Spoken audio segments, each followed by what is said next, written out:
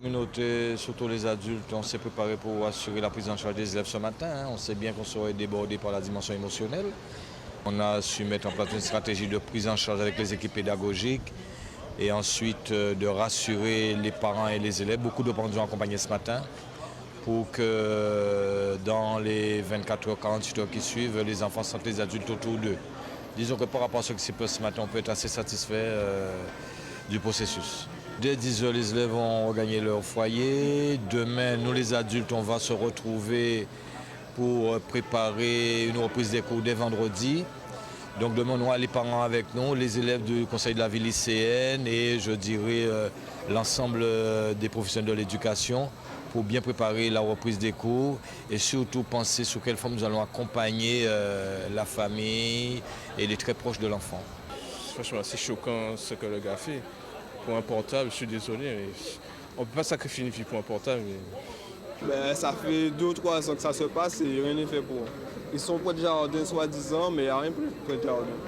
Mais il n'y a pas de sécurité, la police circule, mais elle ne reste pas sur place. Ils savent très bien que c'est près de la croix qui se passe les braquages et rien n'est fait pour eux. Déjà, bon, on a des sécurités, ça va, mais après, la sécurité en dehors, on n'est pas à l'abri de tout danger. Hein.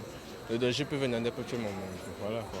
Disons que depuis 2-3 ans, les choses ont bien évolué, mais il manque encore des renforts pour assurer cette sécurité. La police est présente, mais je crois qu'une présence plus renforcée, plus permanente, garantirait assurer l'apprentissage des enfants et assurer leur avenir. On y va, tout le monde dans la rue. On y va pour dire qu'on en a assez, pour dire stop, et qu'on en a marre. On ne peut plus accepter que nos enfants se fassent tuer gratuitement. Un jeune de 15 ans qui avait toute cette volonté de pouvoir poursuivre ses études, qui attendait son car pour entrer chez lui à Saint-François et se fait agresser de plusieurs coups de couteau. C'est inadmissible. Je comprends la colère des jeunes, je comprends la colère des familles qui se sont déplacées aujourd'hui, car ça peut être l'enfant de n'importe quel Guadeloupéen. Ce sont toutes les mères de famille qui ont été touchées. 15 ans quand même, vous vous rendez pas compte? Plusieurs coups de couteau. Alors moi, je voudrais dire aux jeunes Guadeloupéens d'arrêter. Ces jeunes-là qui tuent gratuitement leurs frères, leurs cousins, on ne peut plus continuer comme cela.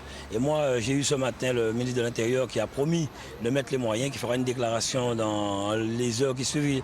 Il me l'a dit.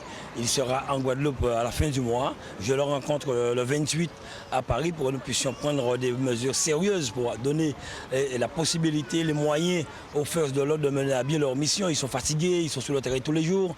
À Basse-Terre, des fois, c'est fermé, il n'y a pas de brigade. À Capesterre, c'est pareil. Non, on ne peut plus continuer comme cela.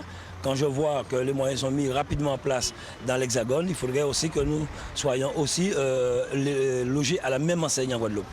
Car on ne peut plus accepter que nos enfants se fassent tuer comme cela. Et je lance un appel à tous les jeunes Guadeloupéens pour leur dire arrêtez, arrêtez, arrêtez de tuer.